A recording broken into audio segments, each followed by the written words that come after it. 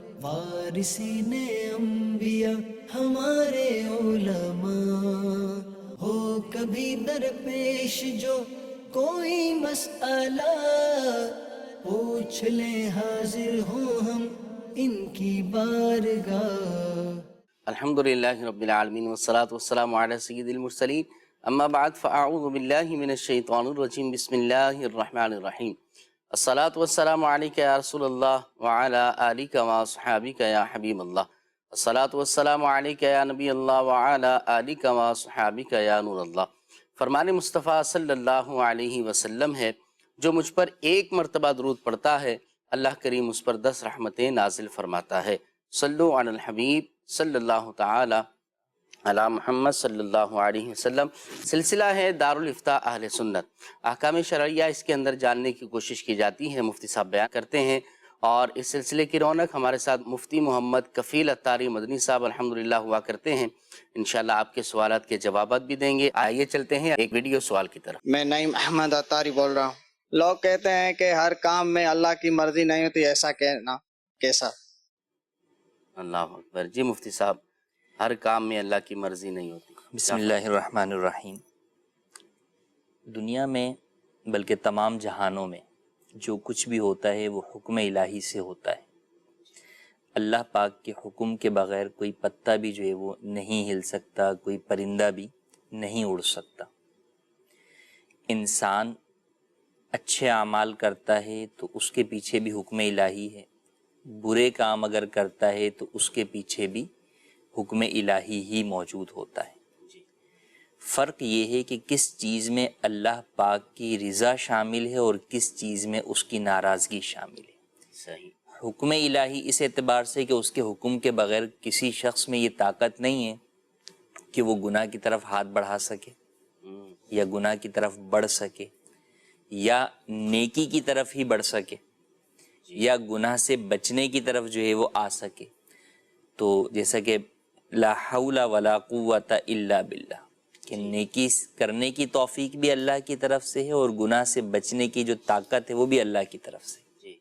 تو یہ سب کچھ حکم الہی سے ہی جو ہے وہ ہوتا ہے، مگر اس کا یہ مطلب ہرگز نہیں ہے کہ انسان جو کام برے کرتا ہے اس میں اللہ کی رضا بھی شامل ہو۔ رضا الگ چیز ہے اور حکم الگ چیز ہے۔ صحیح۔ رضا کا مطلب کہ اس کی پسندیدگی، صحیح۔ کہ اللہ پاک کو وہ چیز پسند ہے۔ تو اللہ پاک کی پسند جو ہے وہ برے کاموں میں نہیں ہے۔ انسان کے جو برے کام ہیں وہ اگرچہ حکم الہی کے تو تابع ہیں، لیکن ان میں اللہ پاک کی رضا شامل نہیں ہے، بلکہ ناراضگی جو ہے وہ اللہ پاک کی ان کاموں کے اوپر ہے۔ تو لہٰذا اگر کسی نے اس پس منظر میں کہا ہے یہ جملہ کہ جناب ہر کام جو ہے وہ اللہ پاک کی مرضی، وہ مرضی سے مراد رضا مراد لے رہا ہے، جی، تو اس جملے کا ایک مفہوم جو ہے وہ درست بھی اپنی جگہ پر موجود ہے۔ اچھا۔ اور اگر ایسا نہیں ہے، اس نے ایک بالکل جنرل جو ہے وہ بات کی ہے، تو یہ بات درست نہیں ہے۔ ہر چیز اللہ پاک کے حکم سے ہی ہے اور اللہ پاک کی مشیت کے مطابق ہی جو ہے وہ ہوتی ہے۔ ہاں، رضا بعض چیزوں میں شامل ہے، بعض میں نہیں شامل ہے، اور جس چیز میں رضا شامل ہے اللہ نے اسے بھی بیان کر دیا، نبی کریم صلی اللہ تعالیٰ علیہ وآلہ وسلم نے اسے بیان فرما دیا، اور جس میں رضا شامل نہیں ہے اسے بھی بیان کر دیا۔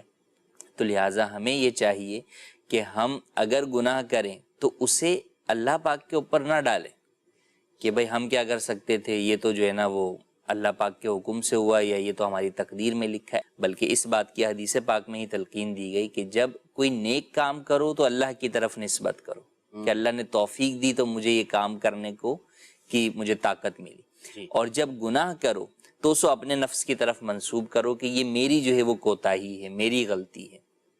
تو اس انداز سے جب انسان جو ہے وہ زندگی گزارتا ہے تو اپنے نیک اعمال کے اندر بھی اس میں فخر و غرور نہیں آتا، تکبر نہیں آتا، اور جب گناہ کرتا ہے تو اس کے اندر شرمندگی اور ندامت باقی رہتی ہے کہ یہ غلطی مجھ سے ہوئی ہے، میرا قصور ہے، میرے جو ہے وہ معاملہ ہے۔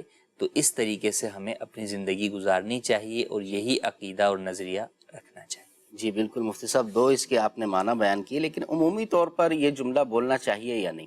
عمومی طور پہ یہ جملہ ہرگز جو ہے وہ نہیں بولنا چاہیے کہ اللہ پاک کی جو ہے وہ مرضی سے کوئی کام نہیں ہوتا، ایسا جملہ کہنا ہرگز جائز نہیں ہے۔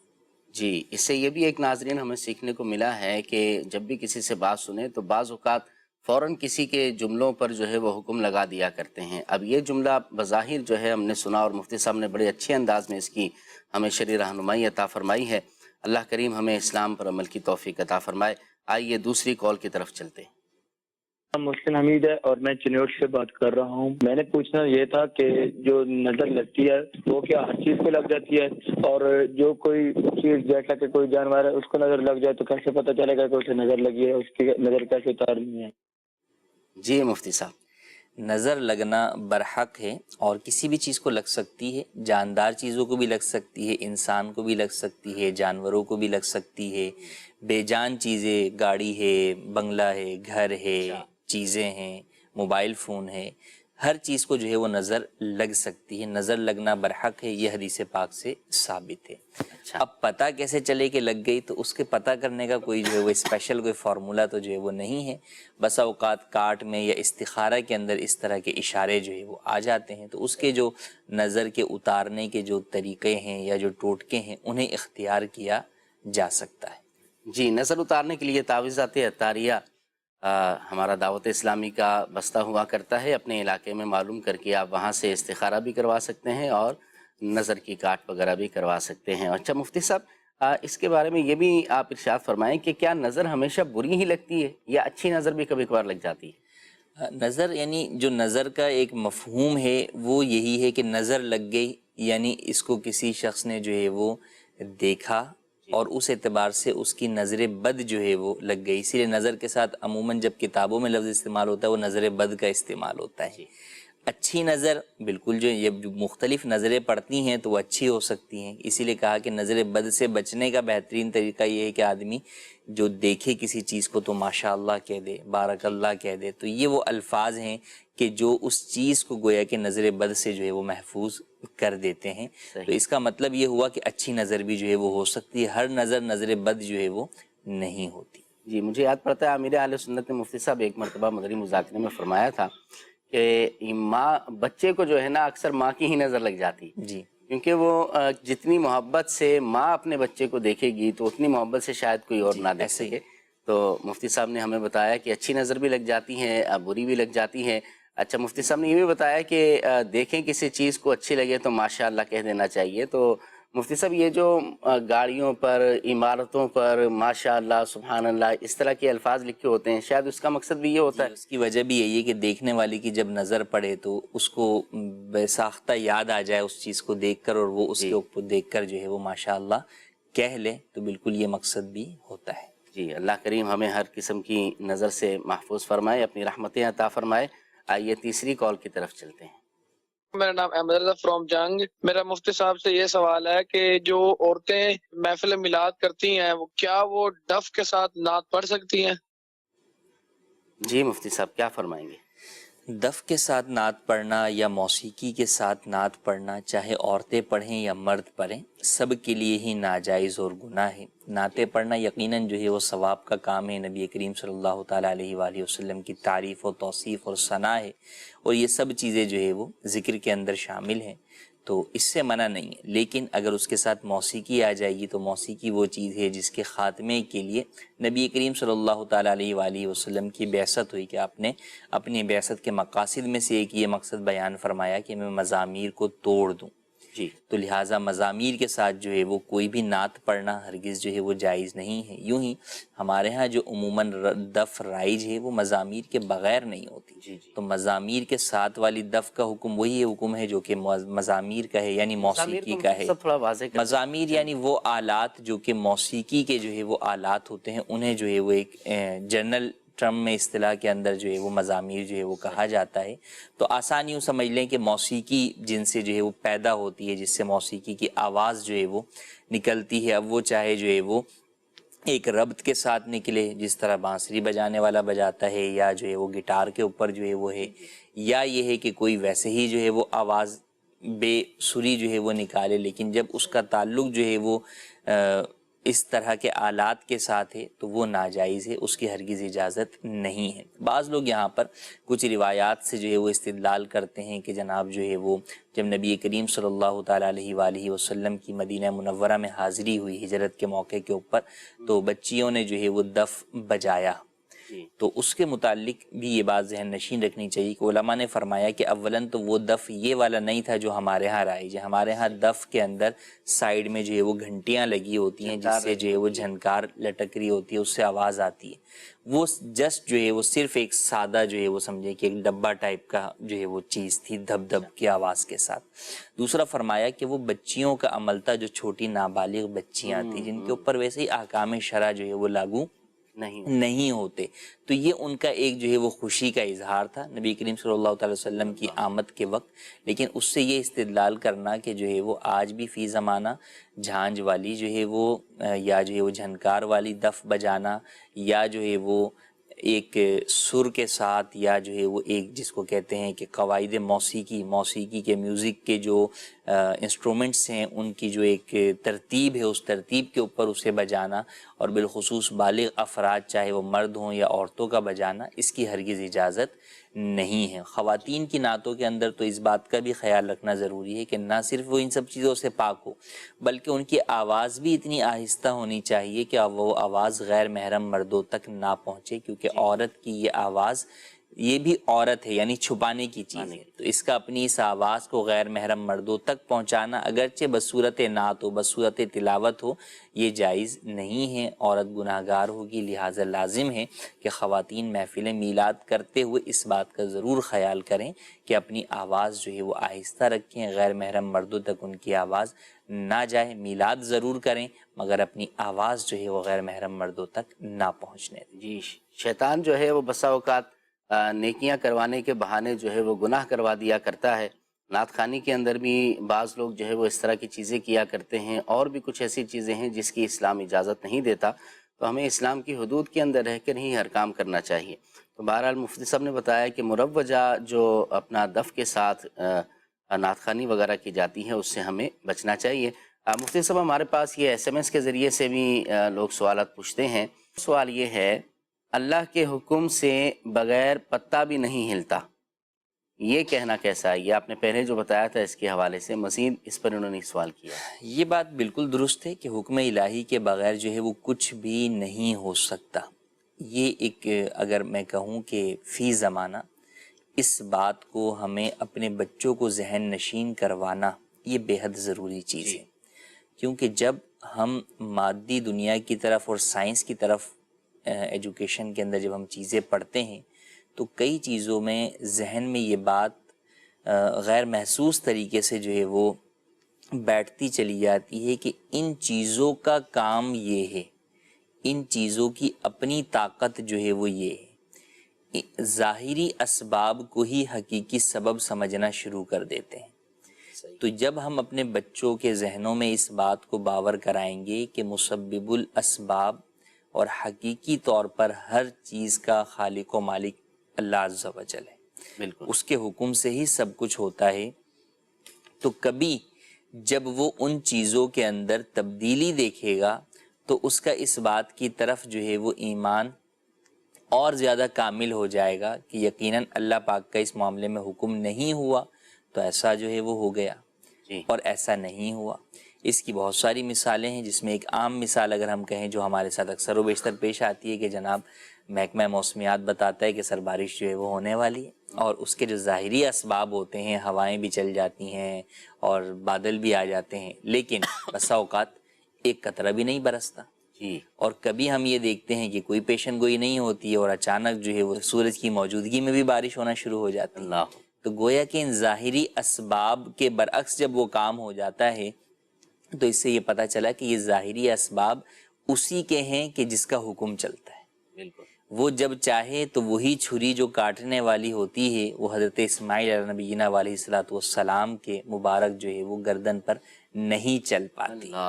تو اس بات سے پتہ چلتا ہے وہ آگ جو جلانے کی صفت رکھتی ہے، جب اسی آگ کو یہ کہہ دیا جاتا ہے کہ ٹھنڈی ہو جا تو حضرت ابراہیم علیہ نبینا علیہ الصلوۃ والسلام کے مبارک بدن پر ٹھنڈی ہو جاتی ہے اور اس قدر ٹھنڈی ہونے کی طرف جانے لگتی ہے کہ وہ ٹھنڈک نقصان دہ اس کو آپ کو نقصان پہنچانے لگے، یہاں تک کہ پھر سلامن کہا جاتا ہے تو وہ سلامتی والی ٹھنڈی ہو جاتی ہے۔ تو اس سے یہ پتہ چلتا ہے کہ یہ جتنی بھی ساری چیزیں ہیں ان سب چیزوں کے پیچھے حکم الہی، بالکل خالق و مالک عز و جل کا حکم ہے۔ اس نے ظاہری اسباب ضرور بیان کیے ہیں، مگر یہ بات ذہن نشین رہے کہ یہ ظاہری اسباب ہی سب کچھ نہیں ہے، ان ظاہری اسباب کے ہوتے ہوئے بھی پیچھے حکم الہی ہے۔ جیسے زلزلے کے اسباب مختلف جو ہے وہ دنیاوی اعتبار سے بیان کیے جاتے ہیں، مگر آج کے دور کے اندر بھی زلزلے کی پیشن گوئی جو ہے وہ ممکن نہیں ہے اتنی جدید ٹیکنالوجی کے باوجود۔ اب اس میں علماء نے بڑے پیارا جو ہے وہ ارشاد فرمایا، امام اہل سنت نے اس بات کو بیان فرمایا کہ زلزلہ کس طرح آتا ہے۔ تو آپ نے جو اس میں بنیاد دی کہ جناب جو پہاڑ ہوتے ہیں ان پہاڑوں کا ایک سلسلہ ہوتا ہے، اس پہاڑی سلسلے کے اندر کوئی ایک رگ کو حکم الہی ہوتا ہے کہ وہ ہلے، جب اس کو اللہ پاک کا حکم ہوتا ہے تو وہ اپنے سے ریلیٹڈ جتنی بھی جو رگیں ہوتی ہیں وہ انہیں جو ہے وہ ہلاتی ہے، اور پھر اس مقام مخصوص پر جا کر زلزلہ آتا ہے۔ اللہ، سب چیزوں کے پیچھے کیا؟ وہ حکم الہی اس چیز کو، اور رب کا حکم کیا ہے؟ کن فیکون۔ اس نے کہا کہ ہو جا تو وہ چیز جو ہے وہ ہو جاتی ہے۔ ہر چیز کا خالق و مالک وہی ہے، اسی نے جو ہے وہ بنایا ہے۔ اسی لیے آپ دیکھیں کہ کئی چیزیں ہیں کہ جناب ایک جڑی بوٹی ہے یا ایک دوا ہے، ایک شخص کو جو ہے وہ فائدہ دے رہی ہوتی ہے، دوسرے کو نقصان دے جاتی ہے۔ تو جب تک شفا کا حکم نہیں ہوتا اس وقت تک آپ 10 چیزیں استعمال کر لیں، وہ شفا جو ہے وہ نہیں ہوتی۔ حالانکہ اسی چیز سے 10 آدمی جو ہے وہ بالکل شفا یاب ہو رہے ہوتے ہیں، لیکن 11ویں کو شفا نہیں ہو رہی ہوتی، ریئیکشن ہو جاتا ہے، ریئیکشن ہو جاتا ہے۔ اب اس کے ہم ظاہری اسباب کچھ بھی کہیں کہ جناب ان کے ساتھ اور کوئی بیماری تھی یا کچھ بھی معاملہ تھا، لیکن در حقیقت کئی چیزوں میں ڈاکٹر بھی اینڈ ٹائم پر اگر کہہ دیتے سمجھ میں نہیں آ رہا، سیم سچویشن ہے، اس مریض کو تو سیٹ ہو گیا، ان کو نہیں لگ رہا، پتہ نہیں کیوں نہیں، وہ دعا کریں۔ تو یہ جو دعا آخر میں کرنی ہے وہی دعا سب سے پہلے کر لیں، کیونکہ شفا دینے والی ذات تو وہی ہے۔ تو لہٰذا یہ بات بہت ضروری ہے کہ فی زمانہ مادیت کے اس دور کے اندر کئی چیزوں کے اندر ہم یہ سمجھنے لگ گئے کہ یہ چیز ہی جو ہے وہ ہمیں نفع دے رہی ہے، یہ چیز ہی ہمیں یہ فائدہ دے رہی ہے، اس چیز کا ہی یہ وجہ ہے کہ یہ معاملہ ہو رہا ہے، یہ چیز اس چیز کا یہ حکم ہو رہا ہے۔ جبکہ جب انسان یہ سوچتا ہے کہ نہیں جناب یہ سب کچھ حکم الہی سے ہو رہا ہے، تو پھر وہ اس چیز کی طرف آتا ہے کہ میں اللہ پاک کو راضی کرنے کے لیے کیا کام کروں۔ وہ پھر زلزلوں سے بچنے کے لیے جہاں حفاظتی تدابیر اختیار کرے گا، ساتھ ہی ساتھ وہ رب تعالیٰ کی نافرمانی سے بھی بچے گا، تاکہ نافرمانی کی صورت کے اندر بطور عذاب یا بطور آزمائش زلزلہ ہی نہ آئے، زلزلہ نہ آئے۔ تو یہی فرق ہے ایک مسلمان میں اور غیر مسلم کے عقائد و نظریات کے اندر، کہ مسلمان کا ایمان کامل اسی بات پر ہے کہ سب کچھ حکم الہی سے، اور جو کافر ہے وہ یہ سمجھتا ہے کہ نہیں جناب یہ کلائمیٹ ہی اس چیز کو جو ہے وہ چینج کر رہا ہے، یہ چیز ہی اس کو کر رہی ہے، جبکہ مسلمان کا یہ یقین ہوتا ہے کہ یہ ظاہری سبب ہے، ان تمام چیزوں کے پیچھے حکم الہی۔ جی، بڑی وضاحت کے ساتھ مفتی صاحب نے ماشاءاللہ بیان کیا ہے۔ آئیے چلتے ہیں اگلے ایک ویڈیو سوال کی طرف۔ لیاقت میرا نام ہے، یہ سجدے 100 میں کتنے سجدے ہوتے ہیں؟ جی مفتی صاحب، سجدہ سجدہ سہو میں 2 سجدے ہوتے ہیں۔ سجدہ سہو اس وقت کیا جاتا ہے جب آپ سے نماز میں کوئی واجب بھولے سے چھوٹ جائے اور آپ انفرادی طور پہ نماز ادا کر رہے ہو، مقتدی نہ ہو آپ۔ اگر آپ مقتدی ہیں تو پھر آپ کو سجدہ کرنے کی حاجت نہیں ہے۔ ہاں امام سے کوئی ایسی غلطی ہوگی تو امام سجدہ کرے گا تو آپ بھی اس کے پیچھے سجدہ کر لیں گے۔ تو سجدہ سہو کا طریقہ کار یہی ہے کہ آپ آخری رکعت کے اندر، چاہے 2 رکعت والی نماز ہے چاہے 4 رکعت والی نماز ہے، آخری رکعت کے اندر آپ التحیات پڑھیں، اور التحیات پڑھ کر بھی آپ ایک طرف سلام پھیر سکتے ہیں، اور بہتر یہ ہے کہ آپ جو ہے وہ درود ابراہیمی دعا معصورہ بھی پڑھ لیں اور پھر ایک طرف سلام پھیریں اور پھر اللہ اکبر کہتے ہوئے سجدے میں چلے جائیں اور 2 سجدے کریں، ان دونوں سجدوں میں تسبیحات سجدہ بھی پڑھیں، اور پھر اس کے بعد اٹھ کر بیٹھیں اور پھر آپ دوبارہ تحیات درود ابراہیمی دعائے معصورہ پڑھ کر اپنی نماز کو مکمل کر لیں۔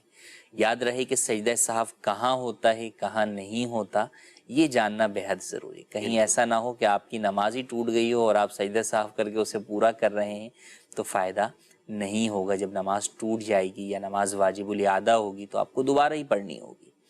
ہاں اگر واقعی بھولے سے کوئی ایسا سجدہ آپ سے جو ہے وہ واجب چھوٹ گیا تو کہ جس سے سجدہ صاحب واجب ہوتا ہے، تو اس کے لیے یہ ایک گویا کہ امت مسلمہ کے اوپر رخصت ہے، ایک نعمت کی صورت ہے جو حضور کے صدقے ہمیں ملی ہے کہ ہم سے خطا بھول جو ہے وہ اس کو معاف کیا گیا ہے۔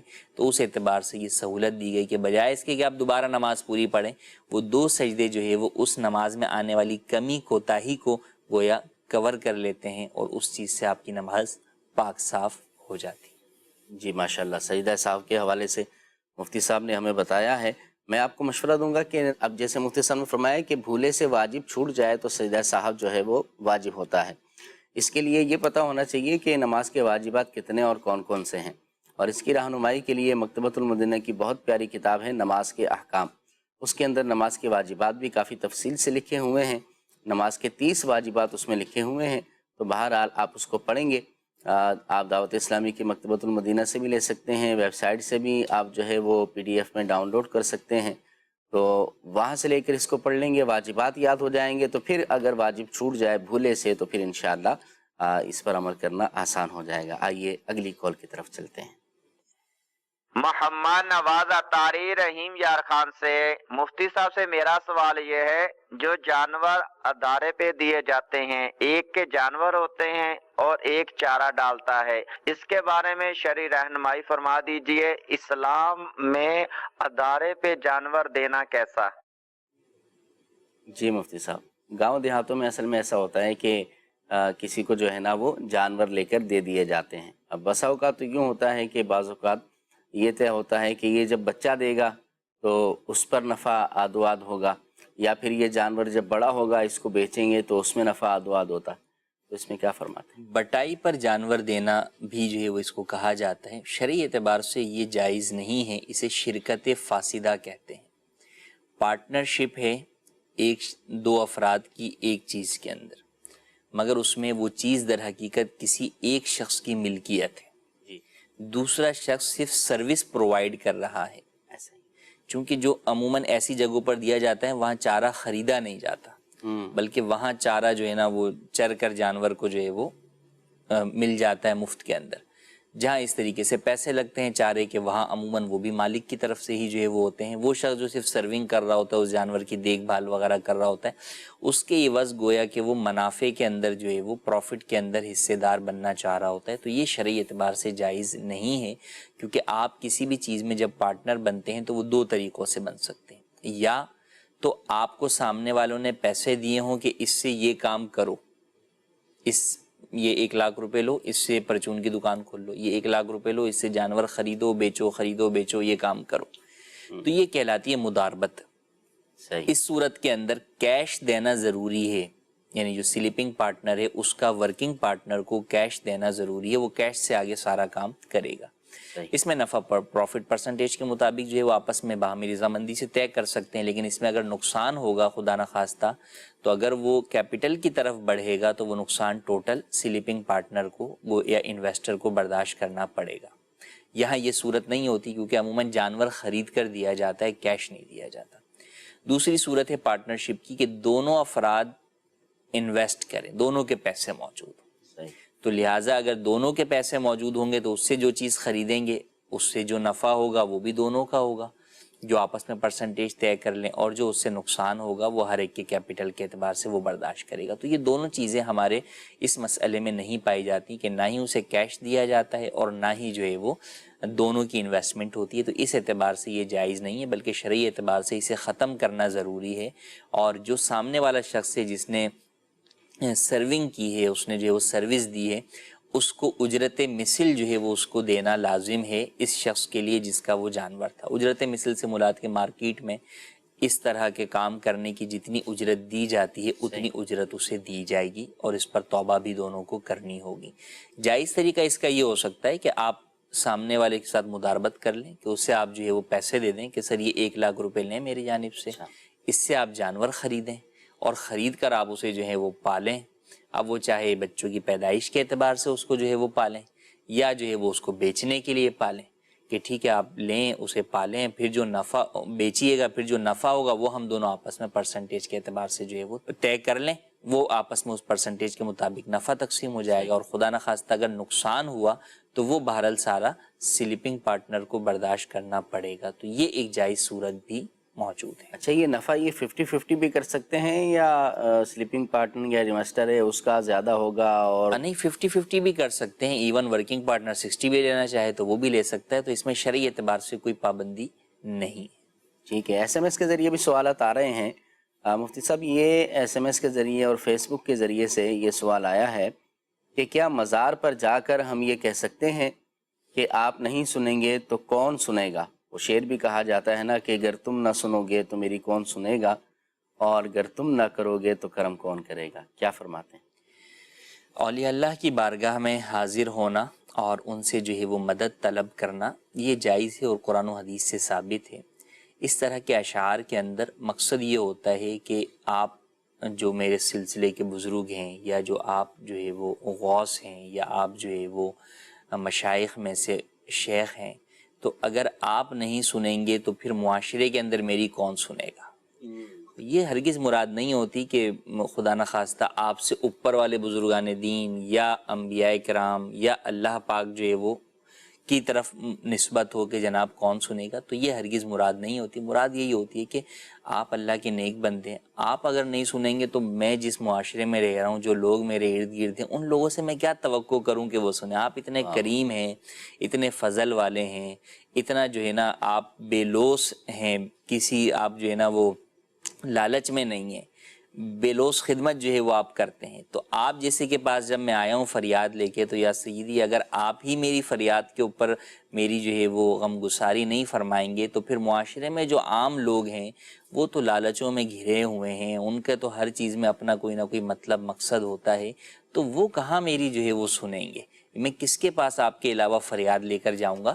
تو یہ مقصد ہوتا ہے. تو اس اعتبار سے کہنے میں کوئی حرج جو ہے وہ نہیں ہے. یہ جملے اچھا اس طرح والدین کے لیے بھی بندہ کہتا ہے کہ والدین کے لیے یا اپنے جو ہے وہ دادا کے لیے، اس طرح کئی معاملات کے اندر کہ بھئی دیکھیں میں آپ کے پاس آیا ہوں، آپ کے پاس نہیں آؤں گا تو کس کے پاس جاؤں گا.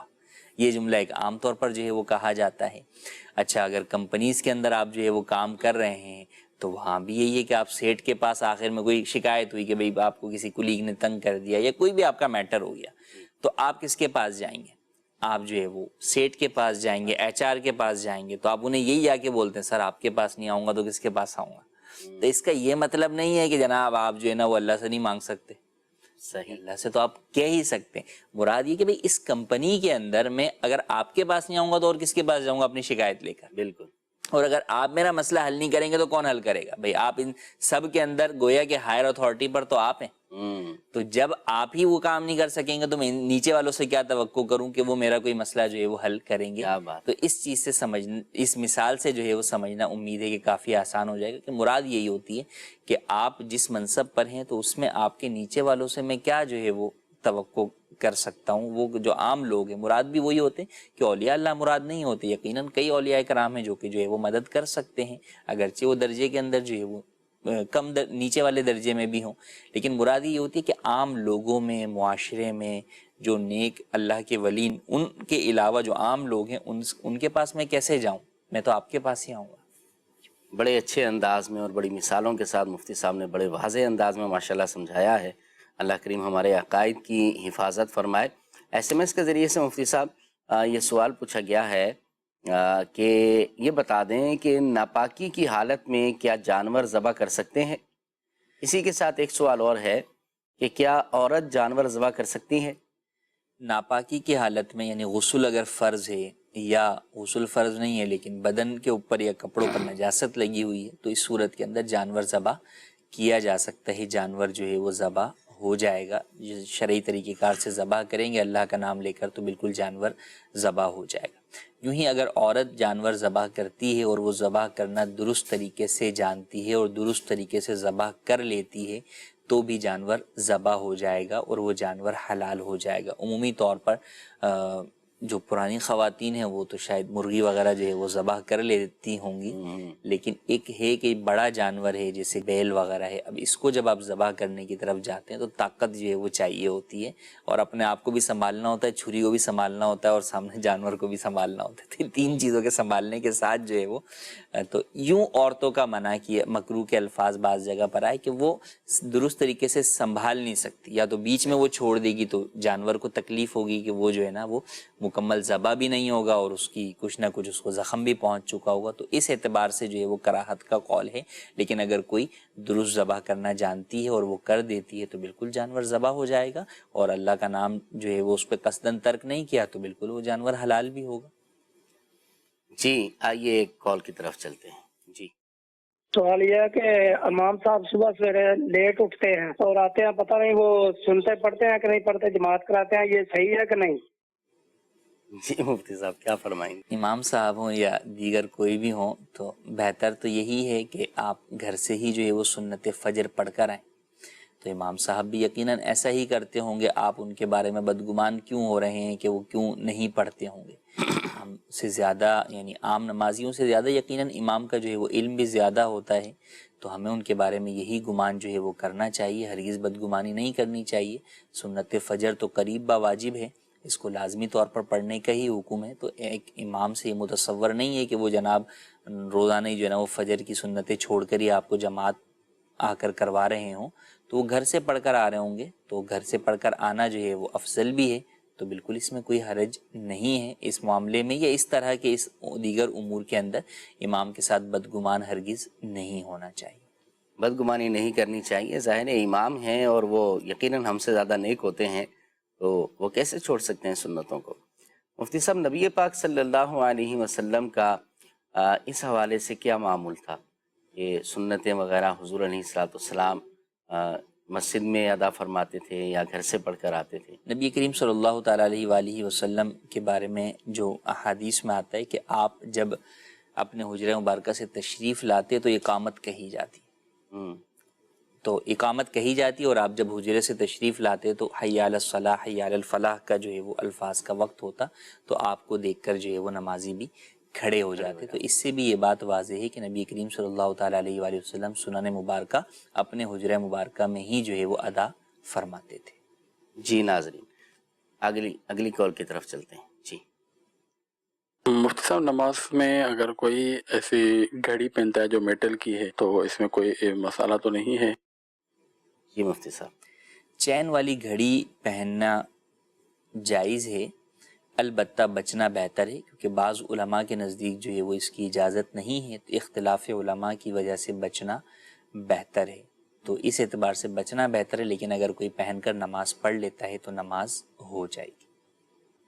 جی بالکل، ایس ایم ایس کے ذریعے سے مفتی صاحب یہ سوال شامل کریں گے کہ تجدید ایمان، تجدید بیعت اور تجدید نکاح کیا ہیں، اس کے بارے میں بتا دیں۔ تجدید کا مطلب جو ہے وہ رینیو، انگلش کے اندر ہم بات کریں کہ آپ صحیح۔ کسی چیز کو جو ہے وہ رینیو کر رہے ہیں، نئے سرے سے اسے جو ہے وہ کر رہے ہیں، تو تجدید ایمان کیا آپ ایمان کو رینیو یوں کر رہے ہیں کہ آپ توبہ کر لیتے ہیں کہ مجھ سے اگر کوئی کلمہ کفر جانے انجانے میں قصدن کسی بھی طرح ادا ہوا تو میں اس سے توبہ کرتا ہوں اور سچے دل سے ایمان قبول کرتا ہوں، تو اگر آپ سے کوئی ادا نہیں ہوا تو آپ کے ایمان پر کوئی فرق نہیں پڑا، اور اگر خدا نہ خواستہ جانے انجانے میں کوئی ایسی چیز ادا ہو گئی تھی جس کی وجہ سے خدا نہ خواستہ آپ کا ایمان ضائع ہو گیا تھا، تو اس تجدید ایمان کے ذریعے سے وہ دوبارہ جو ہے وہ اپنی آپ جو ہے وہ صاحب ایمان جو ہے وہ ہو گئے۔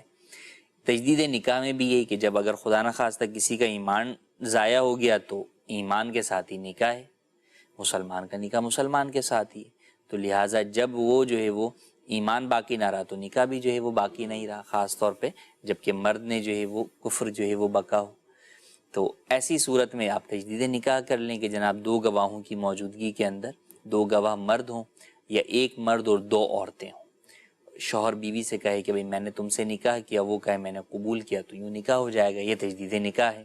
صحیح۔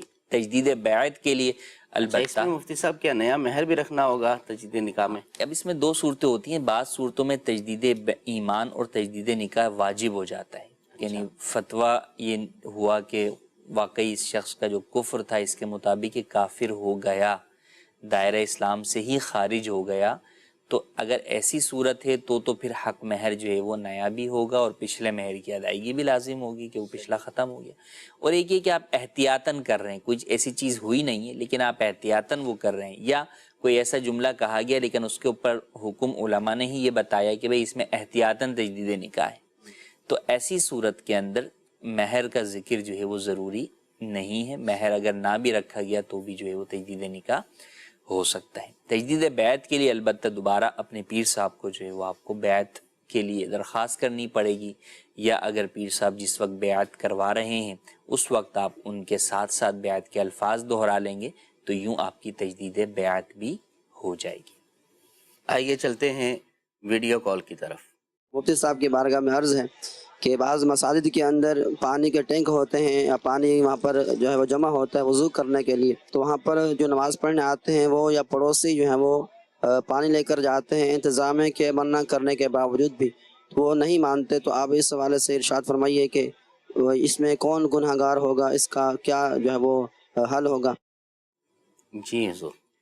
مساجد کا پانی یا مدارس کا بھی یا وقفی اداروں کا پانی اگر میں کہوں تو وہ ان اداروں کے لیے ہی ہے، اور ان اداروں میں اس کا جو بھی معروف استعمال ہے اسی میں وہ پانی استعمال ہو سکتا ہے۔ صحیح۔ مساجد کے اندر جو پانی ہے وہ وضو کے لیے ہے، معتکفین کے غسل کے لیے ہے، مسجد کی دھلائی وغیرہ کے لیے، ان امور کے لیے، یا مسجد میں آنے والے نمازیوں کے پینے کے لیے۔ اس کے علاوہ مسجد کے پانی کو خرچ کرنا عرف سے ہٹ کر یہ جائز نہیں ہے، لہٰذا کسی بھی شخص کا مسجد سے بوتل بھر کے لے کر جانا یا جناب جو ہے وہ پائپ لگا کر جو ہے وہ اپنے گھر میں پانی لے کر جانا یہ ہرگز جائز نہیں ہے۔ مسجد انتظامیہ کے ذمہ لازمی سی بات یہی کام ہے کہ وہ منع کرے، اور اس طرح کے امور البتہ ضرور اختیار کرے کہ منع فقط اس حد تک نہ ہو کہ لکھ کر لگا دیا، بلکہ اس کو روکنے کی بھرپور کوشش کرے۔ آپ کے اور میرے گھر سے کوئی پانی کیوں نہیں لے جا سکتا؟ میں طاقت رکھتا ہوں، میں اس کو روکتا ہوں۔ تو اسی طریقے سے انتظامیہ پر یہ ضروری ہے کہ وہ باقاعدہ روکے۔ لوگ اگر بعض جگہ پر ایسا ہوتا ہے کہ وہ فتنہ و فساد کرتے ہیں تو ایسی جگہ کے اوپر آپ جمعے کے اندر امام صاحب سے اس بات کے اوپر بیان کروائیں کہ بھائی یہ اللہ کا گھر ہے، اس کا یہ مقصد نہیں کہ آپ چندہ دیتے ہیں تو اس کی ساری چیزیں آپ کے لیے حلال ہیں۔ آپ نے چندہ دے دیا، وہ اللہ پاک کی ملکیت میں چلا گیا، آپ کا اس سے تعلق ختم ہو گیا۔ اب آپ اس چندے کی بنیاد پہ حق جتانے نہیں آ سکتے کہ نہیں نا میں نے تو چندہ دیا تھا، مجھے پانی لینے دے دیں یہاں سے۔ تو یہ کوئی بات جو ہے وہ درست نہیں ہے، تو لہٰذا اس چیز کی اویئرنیس دلائی جائے۔ جو پتہ ہے کہ بھئی مثال کے طور پر یہ اس ٹائم میں عموماً لوگ لے کے جاتے ہیں جبکہ عام طور پہ نمازی جو ہے وہ نہیں ہوتے، اس ٹائم میں مسجد کو جو ہے وہ بند رکھا جائے، کوئی مخصوص گیٹ کھولا جائے فقط نمازیوں کے لیے، عام بڑا گیٹ بند رکھا جائے تاکہ لوگ اس طرح پانی وغیرہ لے کر نہ جائیں۔ بہرحال اس کے لیے انتظامات کرنا، یہ جو انتظامیہ کے لوگ ہوتے ہیں یا جن کا تسلط ہوتا ہے تو ان کو جو ہے اس پر خیال کرنا چاہیے۔ ایک سوال بڑا مفتی صاحب عجیب سا یہ آیا ہے کہ سوال یہ ہے کہ بتا دیں کیا مٹی کھانا گناہ ہے؟ مٹی کھانا یقیناً اتنی مٹی جو کہ انسان کو ضرر دے وہ گناہ ہی ہے، اور اس کے علاوہ عام مٹی بھی جو ہے وہ بچے جو کھاتے ہیں وہ ان کے لیے نقصان دہ بھی ہوتی ہے، اور والدین بھی منع کرتے ہیں۔ تو اس اعتبار سے کہیں ایسے نہ ہو کہ یہ کسی بچے نے میسج کر دیا ہو کہ بھائی جناب وہ میں مٹی کھاتا ہوں اور امی منع کرتی ہیں تو ملتانی مٹی خاص طور پر، تو آپ کو والدین اگر منع کر رہے ہیں اور آپ پھر بھی جو ہے وہ کھائیں گے تو یہ درست بات نہیں ہوگی، تو آپ کو بالکل جو ہے وہ بچنا چاہیے بچوں کو۔ بعض مٹیاں جو کہ کسی پس منظر میں معمولی کھائی جاتی ہیں جو کہ نقصان دہ نہیں ہوتی جیسے ملتانی مٹی، تو اس پر گناہ کا اطلاق نہیں ہوگا۔ ٹھیک ہے۔ بہرحال مٹی کھانا یہ صحت کے لیے بھی نقصان دہ ہو سکتا ہے، کسی ڈاکٹر سے آپ اس حوالے سے رجوع کریں۔ آئیے ایک کال کی طرف چلتے ہیں۔ جی مفتی صاحب کے بارے میں سوال ہے، نماز کی جو نیت ہوتی ہے اس میں نے سنا ہے کورس وغیرہ کیا ہے تو اس میں کہتے ہیں کہ منہ میرا کعبہ شریف کی طرف، یہ الفاظ بولنا یہ ضروری نہیں ہے کیونکہ آلریڈی جو ہے وہ منہ قبلے کی طرف ہوتا ہے۔ لیکن اگر دیکھا جائے خصوصی طور پہ تو ایسے تو ہر چیز ہی ہوتی ہے، جیسے نماز ظہر کا وقت بھی ہوا ہوتا ہے اور نیت ہم کر رہے ہوتے ہیں اور فرض نماز کا ہی وقت ہوتا ہے، تو اس طرح اور چیزیں بھی موجود ہوتی ہیں اس وقت، اور یہاں ہم کہتے ہیں کہ پیچھے سے امام کے، تو امام کے پیچھے ہم آلریڈی ہوتے ہیں، تو اس حوالے سے کیا حکم ہوگا اور ہمیں کیا نیت کرنی چاہیے؟ ارشاد فرمائے جزاک اللہ خیرہ۔ جی مفتی صاحب، مسائل محترم کی باتوں سے 100% اتفاق ہے۔ آپ یہ ساری باتیں بھی نہ کہیں تو بھی آپ کی نماز ہو جائے گی۔ صحیح۔ نماز جو ہے وہ دیکھیں، نیت دل کے ارادے کو کہتے ہیں۔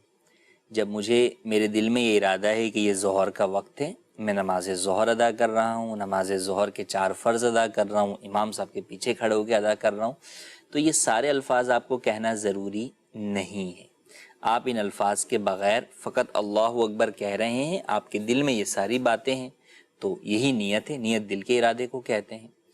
مگر عام طور پر لوگ دل میں ارادہ قائم کرنے کے لیے بسا اوقات کنفیوژن کا شکار ہو جاتے ہیں، یا بعد میں ان کو وسوسے آتے ہیں کہ پتہ نہیں دل میں 4 کی نیت کی تھی، 2 کی نیت کی تھی، کس کی نیت کی تھی۔ تو اس لیے علماء نے جو ہے وہ اس بات کی طرف جو ہے وہ جواب دیا کہ آپ جو ہے وہ زبان سے کہہ لیں، اور یہ کہہ لینا مستحب ہے۔ تو اس میں بھی یہ نہیں کہ یہ سارے الفاظ فقط یوں ہی کہہ لیا کہ بھئی میں جو ہے وہ 4 رکعت ظہر ادا کر رہا ہوں، تو یہ بھی جو ہے وہ کافی ہے، یا میں ظہر کی نماز ادا کر رہا ہوں، یہ بھی جو ہے وہ کافی ہے۔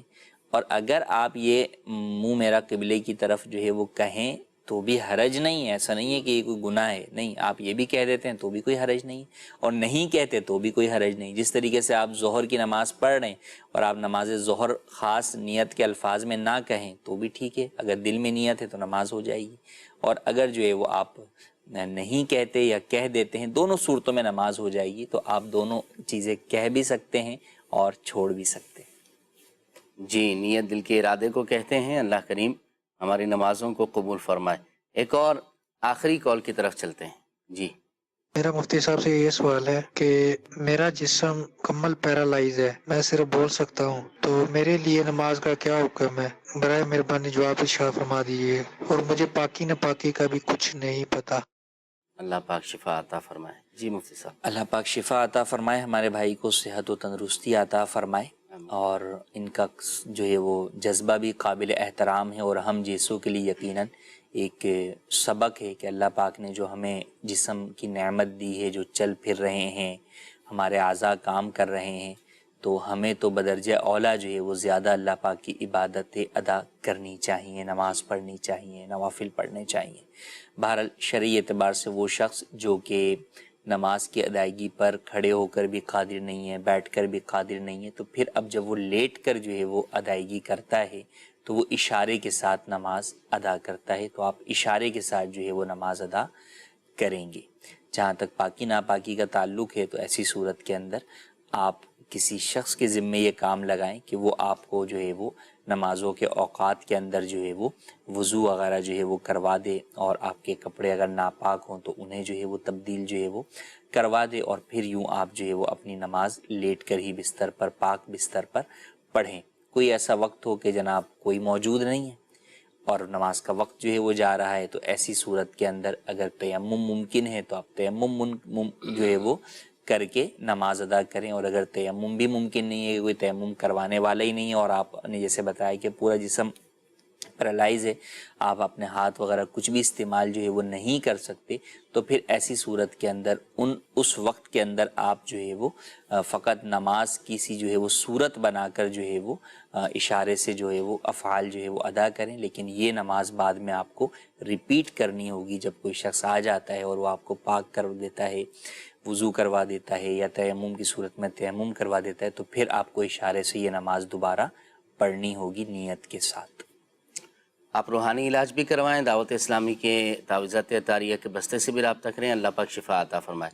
آپ سے اجازت چاہتے ہیں، انشاءاللہ اگلے پروگرام میں پھر ملاقات ہوگی۔ اپنا خیال رکھیے گا، مدنی چینل دیکھتے رہیے۔ صلو علی الحبیب صلی اللہ تعالی علی محمد صلی اللہ علیہ وسلم۔ وارثین انبیاء ہمارے علماء، ہو کبھی درپیش جو کوئی مسئلہ، پوچھ لیں حاضر ہوں ہم ان کی بارگاہ۔